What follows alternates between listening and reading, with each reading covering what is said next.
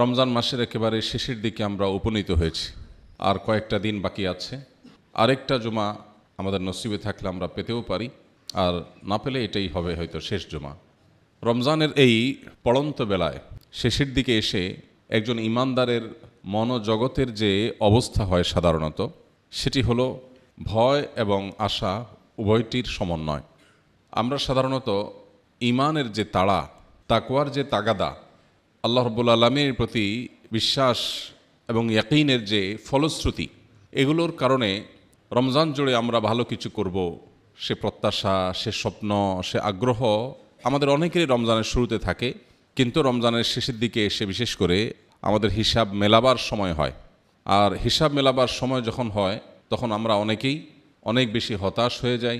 আবার অনেকে শয়তান মিথ্যা সান্ত্বনা দেয়, প্রবোধ দেয়। আর অনেকে এই দুইটার মধ্যে ভয় এবং আশা, এই দুইটার মধ্যে দারুণভাবে সমন্বয় করতে পারেন। রমজানের এই শেষের দিকে এসে বিশেষ করে একটি হিসেব আমাদের সবার মেলানো দরকার। সেটা হলো আল্লাহ রাব্বুল আলামিন যে আমাদেরকে সিয়াম ফরজ করে দিয়েছেন, রোজা রাখাটাকে ফরজ করে দিয়েছেন, সেটা কেন করেছেন, তার সুফল কি, তার মূল লক্ষ্য কি, আল্লাহ রাব্বুল আলামিন সেটি বলেছেন তাকওয়া অর্জন করতে পারা, তাকওয়ার চেতনা অন্তরে ধারণ করতে পারা। তাকওয়ার যে চেতনা মানুষ অন্তরে ধারণ করে, হৃদয়ে লালন করে, এই চেতনাটা সৃষ্টি করাটাই হলো সিয়ামের উদ্দেশ্য। রমজানের পড়ন্ত বেলায় এসে শেষের দিকে এসে আমাদের সেই উদ্দেশ্য কতটা সাধিত হয়েছে, কতটা হাসিল হয়েছে, সেই যোগ বিয়োগ কষার সুযোগ সবচেয়ে দারুণ সময় এটি।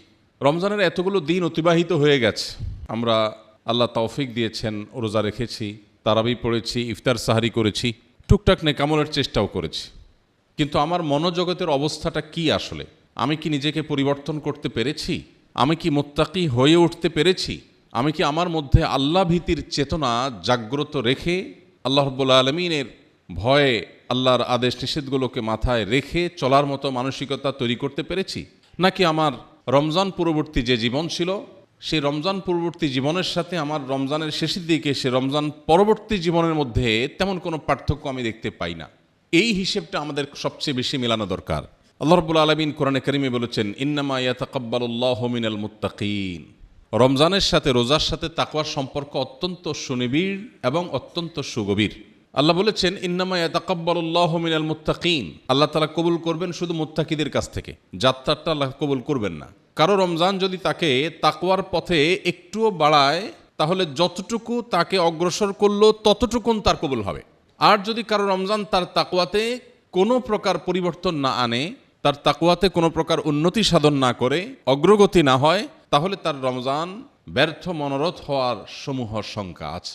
মুহতারাম হাজরিন, এই তাকওয়া আর মুত্তাকি, এ দুটি শব্দ আমাদের মনোজগতে খুব গভীরভাবে গেঁথে ফেলতে হবে। যদি আমরা আমাদের দুনিয়া এবং আখিরাত উভয় জগতের সাফল্য চাই, চূড়ান্ত সার্থকতা চাই, আল্লাহর কাছ থেকে বিনিময় প্রত্যাশা করি, দুনিয়াতে আমরা প্রকৃত অর্থেই সুখময়, স্বাচ্ছন্দ্যময়, তৃপ্তিময় জীবন যদি আমরা প্রত্যাশা করি, তাহলে তাকওয়া নামক এই চেতনা অন্তরের গভীরে খুব দারুণভাবে আমাদের গেঁথে ফেলতে হবে। আমরা গোটা রমজান জুড়ে প্রতিদিন ইফতারের ঠিক আগ মুহূর্তে তাকওয়ার একটা দারুণ কসরত, একটা চর্চা আমরা সবাই করেছি। আমাদের সামনে দস্তরখানে সাজানো ছিল রকমারি খাবারের পসরা, অত্যন্ত মুখরোচক, সাধ্য অনুযায়ী প্রত্যেকে আমরা পানীয়, খাদ্য এর ডালা সাজিয়ে আমরা অপেক্ষা করেছি প্রতিটা দিন। আমরা যখন ইফতারের জন্য সন্ধ্যায় সূর্য ডুবার কয়েক মিনিট আগে টেবিলে বা দস্তরখানে খাবার সাজিয়ে বসেছি, তখন একদিকে আমাদের সামনে সব মুখরোচক খাবার উপস্থিত, অপরদিকে আমাদের পেটে প্রচণ্ড ক্ষুধা, আমাদের গলে প্রচণ্ড তৃষ্ণা। ক্ষুধা এবং তৃষ্ণাও আছে, আবার সামনে মুখরোচক খাবারও আছে, কিন্তু আমরা কেউ খাইনি। আমরা সবাই অপেক্ষমান ছিলাম আল্লাহর নির্দেশের, কখন সূর্য ডুববে। আল্লাহ বলেছেন, আতিম্মুস সিয়ামা ইলাল লাইল, তোমরা রোজাকে রাত পর্যন্ত পূর্ণ করো, অর্থাৎ সন্ধ্যা পর্যন্ত পূর্ণ করো। সূর্য ডুবার সঙ্গে সঙ্গে এই রাত শুরু হয়, অতএব সে পর্যন্ত সিয়ামকে কন্টিনিউ করো, কমপ্লিট করো। এই যে রোজাকে পরিপূর্ণ করতে বলা হয়েছে সূর্য ডোবা পর্যন্ত, আমরা আল্লাহর এই আদেশের জন্য অপেক্ষমান থাকি। এত রকমের খাবার আছে, পেটে প্রচণ্ড ক্ষুধা আছে, কিন্তু আল্লাহর নির্দেশ নাই, এজন্য অপেক্ষায় থাকি কখন নির্দেশ হবে। এই কালচারটা বা এই যে চর্চাটা, এটা আমরা সবাই করেছি। যে নিয়মিত নামাজ পড়েন না তিনিও করেছেন, যিনি নিয়মিত পড়েন তিনিও করেছেন, যিনি হয়তো ব্যবসা বাণিজ্য করতে গিয়ে, কাজকাম করতে গিয়ে হালাল হারামের বাজ বিচার এতটা করেন না তিনিও করেছেন, আর যিনি মাশাআল্লাহ সব ক্ষেত্রে সিরিয়াস তিনিও করেছেন। যিনি মানুষের সাথে কথায় কথায় মিথ্যা বলেন, প্রতারণা করেন, কেউ যখন না দেখে তখন মোবাইলে, ইউটিউবে গোপনে হারাম জিনিস দেখেন, সোশ্যাল মিডিয়াতে হারাম জিনিস দেখেন, তিনিও কিন্তু ইফতারের আগ মুহূর্তে বসে অপেক্ষমান ছিলেন। এমনকি কোথাও তিনি যদি নির্জন কক্ষে থেকে থাকেন, গাড়িতে একাকী থেকে থাকেন, তার হাতে খাবার আছে, পানীয় আছে, ইফতারের আইটেম আছে, এদিকে পেটে ক্ষুধা আছে, তিনিও কিন্তু সূর্য ডুবার এক মুহূর্ত আগ পর্যন্ত সে খাবার পানীয় গ্রহণ করেন নাই। এই চিত্রটা আমাদের সবার মধ্যে ছিল না? এই চিত্রের একটা কমপ্লিট বার্তা আছে। কি সেটা? সেটা হলো, আমার জীবনে যে কোনো বিষয়ের জন্য, যে কোনো বস্তুর জন্য যত চাহিদাই থাকুক না কেন এবং যত অপরচুনিটি থাকুক না কেন, একদিকে আমার চাহিদা প্রয়োজন, অপরদিকে আমার সুযোগ, অপরচুনিটি, এই দুইটাকে নিয়ন্ত্রণ করবে আল্লাহর আদেশ এবং নিষেধ। এই বার্তা আমাদেরকে রোজা প্রতিদিন দিয়েছে, একবার নয় বহুবার।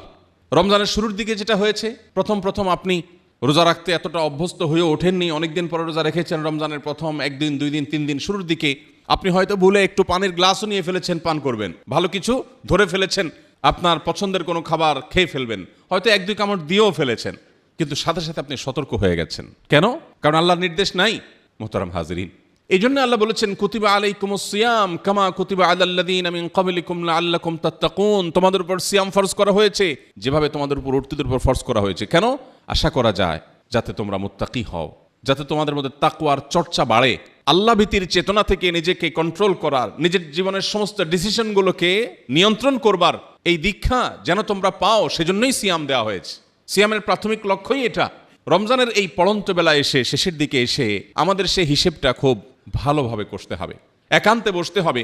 আমি আমার ব্যবসা পরিচালনা করতে গিয়ে, আমি আমার কর্মস্থলে কাজকাম করতে গিয়ে আমার হাতটা কি থেমে যায় কিনা, আমার পাওটা কি থেমে যায় কিনা, আমার পথ চলা থমকে যায় কিনা, আল্লাহর আদেশ এবং নিষেধের কথা মাথায় রেখে। আমার মুখ দিয়ে একটা কথা বের হতে যাচ্ছে, কিন্তু আল্লাহর আদেশ নিষেধের বিবেচনা এটি আমার মধ্যে জাগ্রত হয়েছে এবং আমি সাথে সাথে নিজেকে নিয়ন্ত্রণ করতে পেরেছি। এই যে আত্মনিয়ন্ত্রণ, এই যে নিজেকে থামানো, আল্লাহর আদেশ নিষেধ দ্বারা পরিচালিত করা, এই কসরত, এই চর্চা, এটা আপনার মধ্যে, আমাদের মধ্যে যতটুকু বেড়েছে, এই রমজানের যে কয়েকটি দিন চলে গেল, এই দিনগুলোতে যদি আমাদের এই আত্মনিয়ন্ত্রণের প্রচেষ্টাটা একটুও বাড়ে, তাহলে মনে রাখতে হবে রমজান অতটুকুই সার্থক।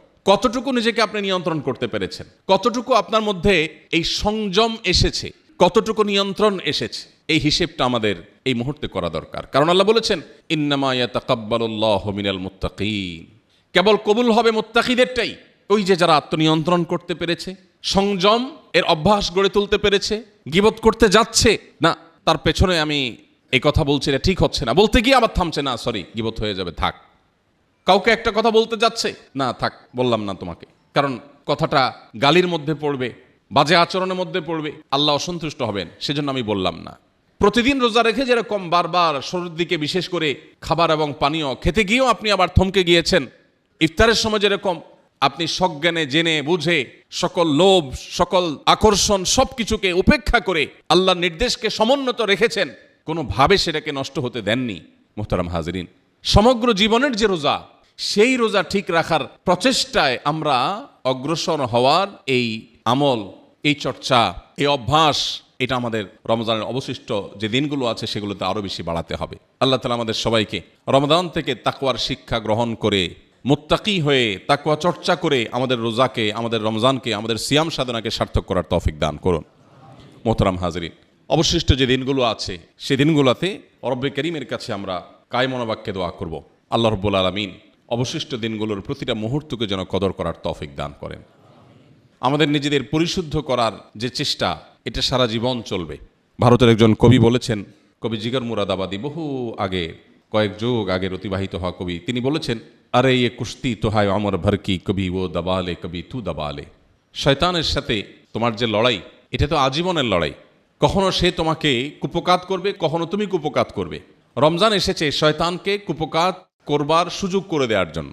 এই জন্য আমাদের আত্মশুদ্ধি, আমাদের আত্মনিয়ন্ত্রণ, আমাদের আত্মসংযম, এই বিষয়টাতে আমাদের সবচেয়ে বেশি মনোযোগী হতে হবে। আমরা সবাই জানি কোরআনে আল্লাহ তাআলা বিভিন্ন কথা বলার জন্য শপথ করেছেন, জানি না?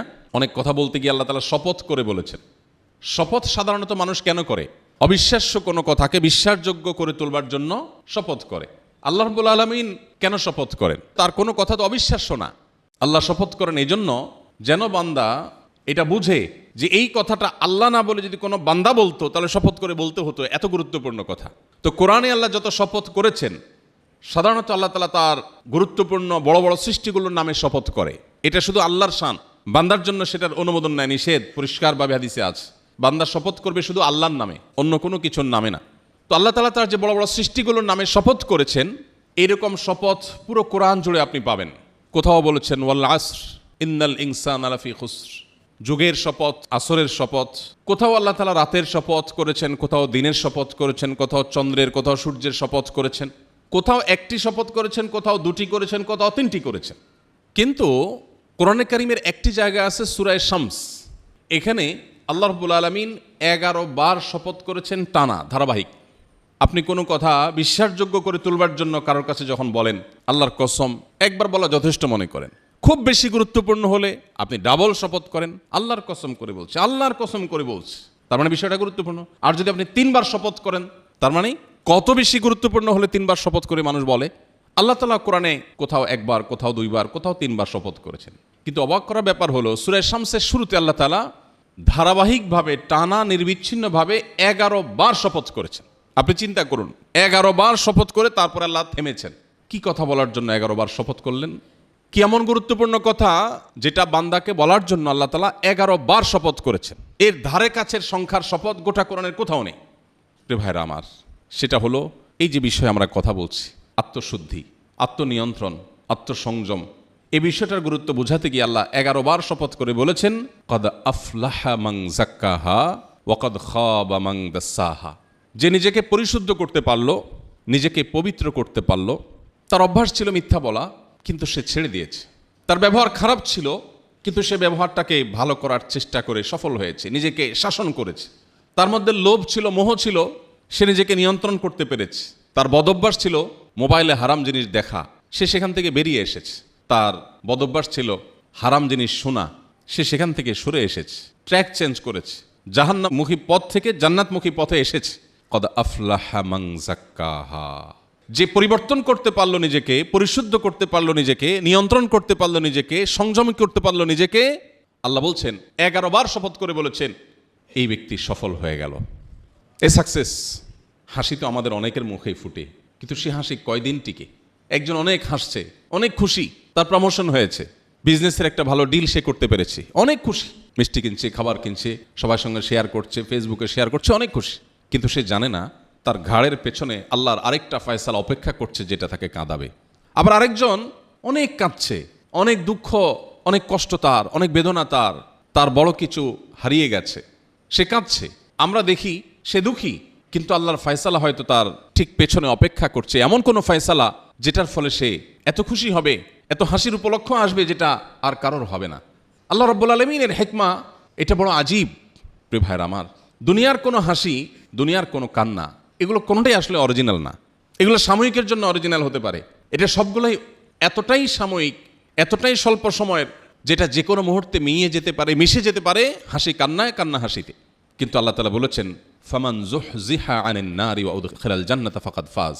একজন পরীক্ষা অনেক ভালো ফলাফল করেছে, খুব খুশি, জীবনে প্রথম পাবলিক পরীক্ষা, এসএসসি পরীক্ষা দিয়েছে, সে অনেক ভালো রেজাল্ট করেছে, বাবা খুশি, মা খুশি, সে খুশি, ফ্যামিলির সবাই খুশি, রেজাল্ট ভালো রেজাল্ট করেছে, প্রত্যাশার চাইতে বহুগুণ বেশি, সবাই খুশি।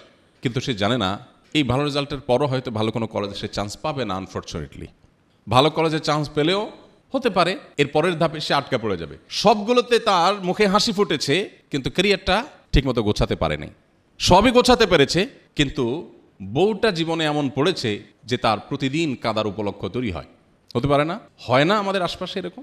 তো আল্লাহ বলেছেন এই যে আমরা দুনিয়াতে সফল মনে করি, সাকসেস মনে করি, ওয়াও বলি, মাশাআল্লাহ বলি, খুশি হয়ে যাই, এগুলো সবগুলাই মেকি। এখানকার হাসি হাসি না, এখানকার কান্নাও কান্না না। আল্লাহ বলেছেন ফামান যুহজিহা আনিন নারি ওয়া উদখিলাল জান্নাহ। যেদিন বিচার দিবস প্রতিষ্ঠিত হবে, জীবনের পুঙ্খানুপুঙ্খ সব কাজের হিসেব নেওয়া হবে, আল্লাহর পক্ষ থেকে যেদিন ঘোষণা কেউ শুনতে পাবে, যাও তুমি মুক্ত, তুমি নাজাত পেয়েছ, এই নাও তোমার জান্নাতের প্রবেশের কার্ড, এই সংবাদ যেদিন কেউ শুনতে পাবে, আল্লাহ বলছেন ফাকাদ ফাজ, এই ব্যক্তি সফল হয়ে গেল, চূড়ান্ত। এ হাসি আর কোনোদিন কান্নায় মিশে যাবে না, এ হাসি আর কোনোদিন অমলিন হবে না, এই সুখ আর কোনোদিন তার থেকে দূর হবে না, চলে যাবে না। মোহতারাম হাজরিন, আল্লাহ রাব্বুল আলামিনের কাছে একজন ইমানদার তার জীবনের সমস্ত হাসি কান্না, প্রাপ্তি অপ্রাপ্তি, তার প্রত্যাশার বাইরের ব্যতিক্রম কিছু, এই সব কিছুকে আল্লাহর আদেশ নিষেধের সামনে যদি কেউ পরিপূর্ণভাবে সমর্পণ করতে পারে, সেই মুত্তাকি। এবং মুত্তাকির জন্যই হলো শেষ হাসি। আল্লাহ সেই কথাই বলেছেন 11 বার শপথ করে, কদ আফলাহা মান যাক্কাহা। ব্যবসায় অনেক ভালো ডিল করেছ, অনেক খুশি হয়েছ, এত লাফাবার কিছু নেই। কোনো বেদনায় তুমি আহত হয়েছ, ভেঙে মুষড়ে পড়ার কিছু নেই। মাথায় রাখবে, এই হাসি হাসিও না, এই কান্না কান্নাও না। যদি তুমি নিজেকে পরিবর্তন করতে পারো, যদি তুমি ফাসিকি জীবন ছেড়ে তাকওয়ার জীবনে আসতে পারো, যদি তুমি আল্লাহর নাফরমানের জীবন ছেড়ে আল্লাহর অনুগত মানুষের জীবনে আসতে পারো, তোমার যদি হেয়ালিপনার জীবন ছেড়ে তুমি যদি সিরিয়াস হতে পারো, তাহলে মনে রাখবে 11 বার শপথ করে আল্লাহ এই কথাটাই বলেছেন, তাহলেই তুমি সাকসেস। এছাড়া সফলতার যত প্যারামিটার তুমি ঠিক করেছো, এই সব মিথ্যা। এই সব তোমাকে সাময়িক সুখ দিবে, চূড়ান্ত সুখ দিবে না। এখানকার প্রাপ্তির কোনো নিশ্চয়তা নেই, তৃপ্তির কোনো স্থায়িত্ব নেই। অতএব তুমি যদি নিশ্চিত প্রাপ্তি আর স্থায়ী তৃপ্তির প্রত্যাশা করো, তাহলে পরিশুদ্ধ করো নিজেকে। মোহতারাম হাজরিন, রমাদানের পরন্ত বেলায় আমরা হিসেব মিলাই, কতটা পরিশুদ্ধ হতে পারলাম, কতটা মুত্তাকি হতে পারলাম। যদি কোনো ঘাটতি দেখতে পাই, আল্লাহ লাখ কোটি শুকর, অগণিত শুকর, সুযোগ পুরোপুরি শেষ হয়ে যায়নি। এখনো বেশ কয়েকটা দিন বাকি আছে। এই কয়েকটা দিনের রাতে, দিনে, সকালে, সন্ধ্যায়, দুপুরে, বিকেলে, প্রতিটা মুহূর্তে আমরা নিজেকে একটু অগ্রসর করার, নিজের জীবনে নাফরমানের জীবন থেকে আল্লাহর আনুগত্যের জীবনের দিকে অগ্রসর হওয়ার চেষ্টা করা যাবে তো ইনশাআল্লাহ। এটার জন্য দরকার হিম্মত, সৎসাহস, এটার জন্য দরকার সিরিয়াস চেষ্টা। ঠিক আমার সোশ্যাল মিডিয়ার রিয়্যাক্টগুলো যেভাবে আমি খবর নেই, কমেন্টগুলো যেরকম চেক করি, ঠিক যেরকম আজকের নিউজ ফিডে কি এসেছে সেটা যেরকম চেক করি, নোটিফিকেশন যেরকম চেক করি, আজকের দেশের বাইরের যে সমস্ত নিউজগুলো আমি নিয়মিত চেক করি, মনোযোগ দেই।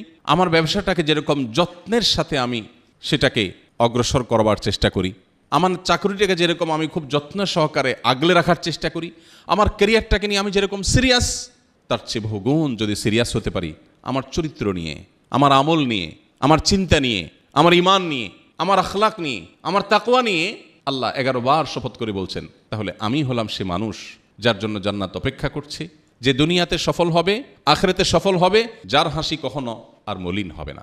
রব্বে কারীম আমাদের সবাইকে সেই মুত্তাকিদের কাতারে শামিল হওয়ার তৌফিক দান করুন। সে মুত্তাকিদের সমস্ত গুণাবলী আমরা অর্জন করার চেষ্টা করব।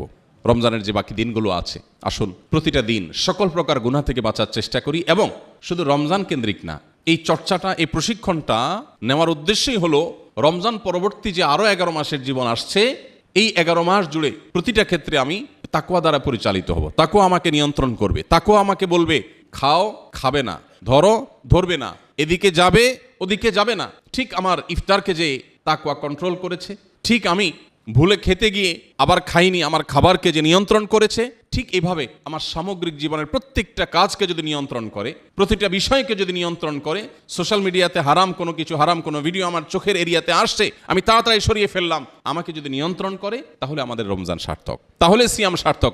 আর না হলে রুব্বা সাইমিন লাইসা লাহু মিন সিয়ামিহি ইল্লাল জু'। বহু রোজাদার আছে যাদের রোজায় উপোস থাকা ছাড়া আর কিছুই হয় না। আমরা যেন সেই হতভাগাদের কাতারে শামিল না হই। আল্লাহ আমাদের সবাইকে সেই তৌফিক দান করুক। অবশিষ্ট দিনগুলোকে আমরা তাকওয়ার মধ্যে কাটাবার চেষ্টা করব তো ইনশাআল্লাহ। শুধু রমজান নয়, রমজান পরবর্তী জীবনের জন্য প্রস্তুতি নিতে হবে।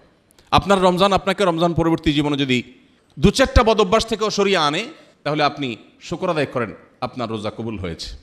কারণ আল্লাহ বলেছেন ইন্নামা ইয়াতাকাব্বালুল্লাহু মিনাল মুত্তাকিন, মুত্তাকিদেরটা আল্লাহ কবুল করেন শুধু।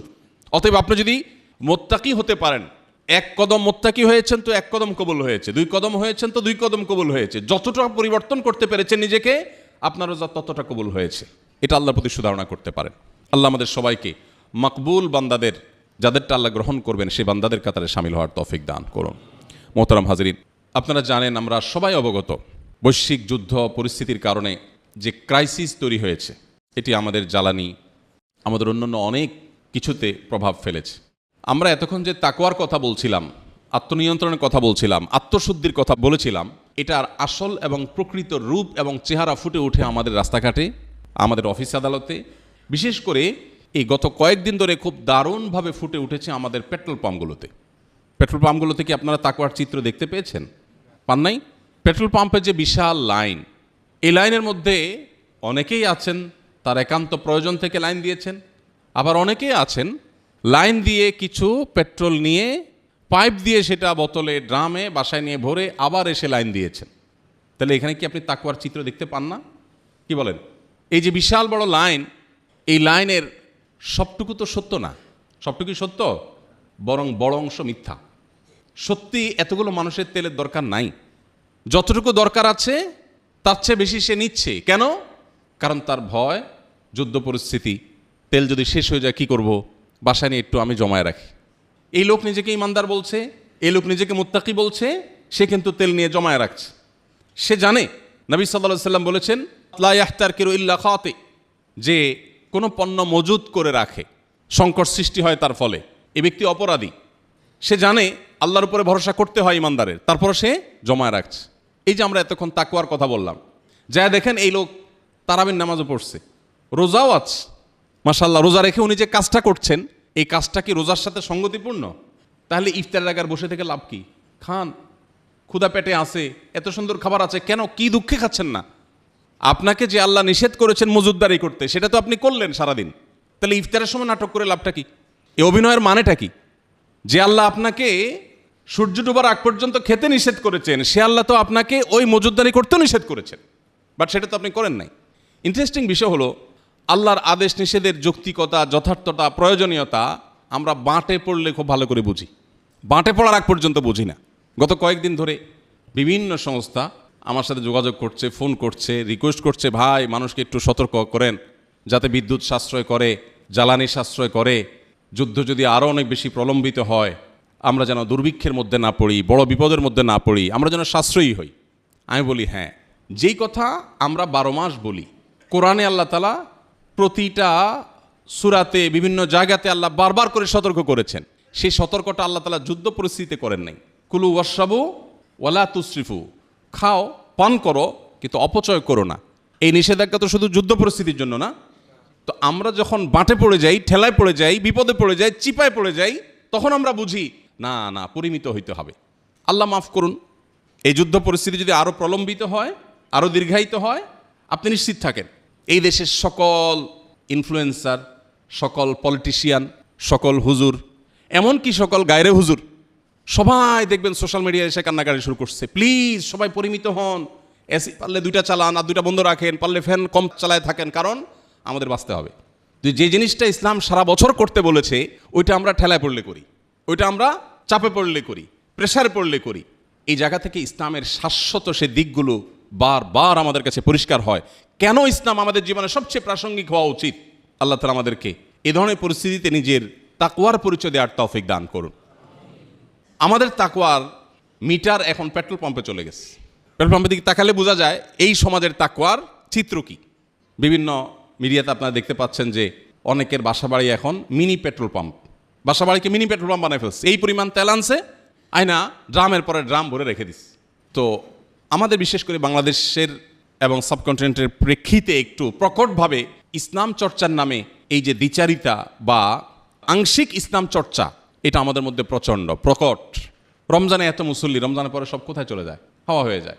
প্রত্যেকটা ক্ষেত্রে আপনি দেখবেন যে আমাদের জীবনে অল্প একটু ক্ষেত্রে ইসলাম আছে, অন্য ক্ষেত্রে ইসলাম নাই। আল্লাহ বলেছেন উদখুলু ফিস সিলমি কাফা, তোমরা ইসলামে প্রবেশ করো পরিপূর্ণরূপে। অতএব এই যুদ্ধ পরিস্থিতিতে আমরা নিয়ত করি, শুধু যুদ্ধ পরিস্থিতি না, সারা জীবনের জন্য আমরা প্রতিটা জিনিস খরচ করার ক্ষেত্রে, ব্যয় করার ক্ষেত্রে হিসেবি হব, সংযমী হব এবং কখনো অসহিষ্ণু হব না, অসহনশীল হব না, লোভী হব না, ভবিষ্যতের চিন্তা অতিরিক্ত কাতর হব না, বরং আল্লাহর উপরে ভরসা করা শিখব ইনশাআল্লাহ।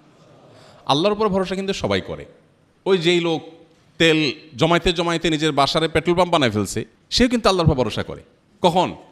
তেল যখন কমতে কমতে একদম ড্রামের গোড়ায় বেঁধে যাবে।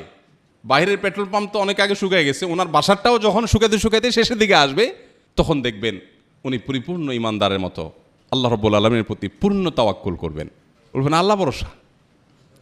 এতক্ষণ তেলের ভরসা ছিল, বাকিটা আল্লাহ ভরসা। মসজিদের সামনে থেকে জুতা চোরে নিয়ে গেছে, জুতা চোরের 14 গোষ্ঠীর নাম ধরে ধরে লিস্ট করে একদম গালি দিয়া শেষ। অনেকক্ষণ পরে হুঁশ ফিরে আসছে, গালি দিলাম যে এতক্ষণ নিজের মুখটা নষ্ট করলাম, লাভ হলো কি? চোর তো নিয়ে বেচাও শেষ, তো ধরার উপায় নেই। তো যেহেতু আর কিছু করার নাই, এবার বলে যাক আল্লাহর জন্য মাফ করে দিলাম। দুনিয়ার সব মানুষ সোজা হয় আসলে কখন? পাটে পড়লে। আর সুদিনে সোজা হয় না। আমাদের কাজ হলো ভালো সময় সোজা থাকা। আমরা অন্তত শপথ করি, সংকল্প করি, আমরা অসংযমী হব না আমরা সহনশীল হব চেষ্টা করবো তো ইনশাআল্লাহ। এটাই হলো রোজার বার্তা, এটাই হলো রোজার মেসেজ, এটাই হলো রোজার মূল লক্ষ্য। সেটা যেন আমরা অর্জন করতে পারি। আল্লাহ তাআলা আমাদের সবাইকে তৌফিক দান করুন। নবী করিম সাল্লাল্লাহু আলাইহি সাল্লাম সমুদ্রেও যদি কেউ ওযু করে তাকেও পানি অপচয় করতে নিষেধ করেছেন। চিন্তা করতে পারেন আপনি, সমুদ্র যেখানে পানির জগৎ, সেখানেও ওযু করতে গিয়ে অপ্রয়োজনে অতিরিক্ত পানি ব্যবহার করতে নিষেধ করেছেন। নবীজি সাল্লাল্লাহু আলাইহি সাল্লাম ওযু করতেন, ছোট এক গ্লাস পানি লাগতো, এক মগ পানি দিয়ে তার গোসল হয়ে যেত। এটা তার চিরাচরিত অভ্যাস ছিল। আমরা যে পরিমাণ পানি অপচয় করি এই আধুনিক এই পৃথিবীতে, আমরা অনেক ক্ষেত্রে খুব ভালো মানুষ, আমরা মাশাআল্লাহ একটা পাখির কষ্ট সহ্য করি না, অনেক মানবিক। কিন্তু আল্লাহর এই সৃষ্টি পানি যে পরিমাণ নষ্ট করি আমরা, অজুতে যে পরিমাণ পানির টেপে আপনি খরচ করেন, একটা বালতিতে ধরে রেখে দেখেন যে ওইটা দিয়ে কয়েকজনের গোসল হয়ে যাবে। যতটুকু অপচয় আপনি করবেন, আপনার জীবনে এমন পরিস্থিতি অবশ্যই আসবে যে যতটুকু অপচয় করেছেন ততটুকুর জন্য আপনাকে ক্রাইসিসে পড়তে হবে। এই জন্য শুধুমাত্র এই যুদ্ধ পরিস্থিতিতে না, আসুন আমরা নিয়ত করি, বিদ্যুৎ হোক জ্বালানি হোক, এগুলো ব্যবহারে আমরা সাশ্রয়ী হব, আমরা সংযমী হব, অপচয় করব না, অপব্যয় করব না, চেষ্টা করব তো ইনশাআল্লাহ। এটা আমাদের নিজেদের প্রয়োজনে করতে হবে, এটা তাকওয়ার প্রয়োজনে করতে হবে, আল্লাহকে সন্তুষ্ট করার প্রয়োজনে করতে হবে। আল্লাহ আমাদের সবাইকে করার তৌফিক দান করুন। আস সুন্নাহ ফাউন্ডেশন, উম্মার স্বার্থে সুন্নাহর সাথে।